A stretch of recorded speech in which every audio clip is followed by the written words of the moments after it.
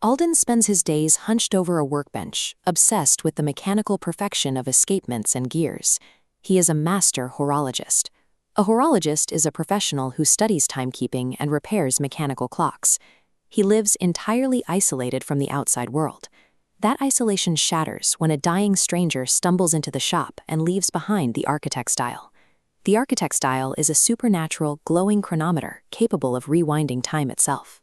This animated diagram illustrates the strict transactional cost of the device. Every time a user rewinds history by a single 1-minute fraction, exactly 24 hours of their own memory dissolves into ash.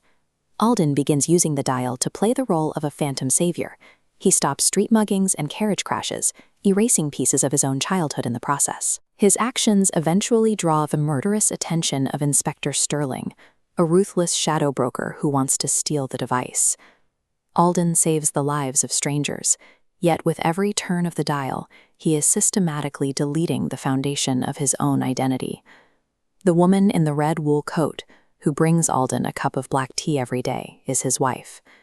Alden is not saving strangers.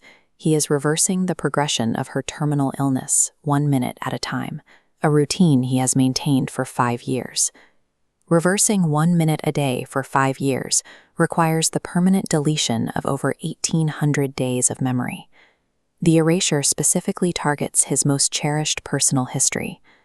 Alden actively deletes his own mind to keep his wife breathing. He has reached a point where he must choose to forget every shared laugh and every kiss so that she can continue to exist. Her daily afternoon visits are acts of mourning. She is visiting the living ghost of the man she loves. The mechanics of the dial mirror the reality of a terminal illness, where the cost of one more day is the slow, inevitable fading of the person who remains. Inspector Sterling and his enforcers physically breach the shop, shattering the front windows in a torrential waterfall of rain and glass. Sterling drags the terrified wife in from the street and presses the barrel of his suppressed pistol directly against her temple. Sterling's demand threatens the singular human life Alden has sacrificed 5 years of his own mind to protect. Alden now faces an absolute moral dilemma. He can surrender the machine to save his remaining sanity, or he can use it one final time to stop Sterling, guaranteeing the complete erasure of his own mind. Alden stops trembling. Instead of turning the dial a single notch, his fingers clamp down hard around the device's heavy brass outer casing. He violently crushes the mechanism inward. The core shatters, triggering a blinding shockwave of white light that forcefully rips time backward. Crushing the dial is a submission to total ego death.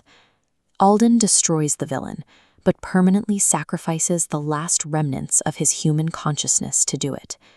The conflict ends.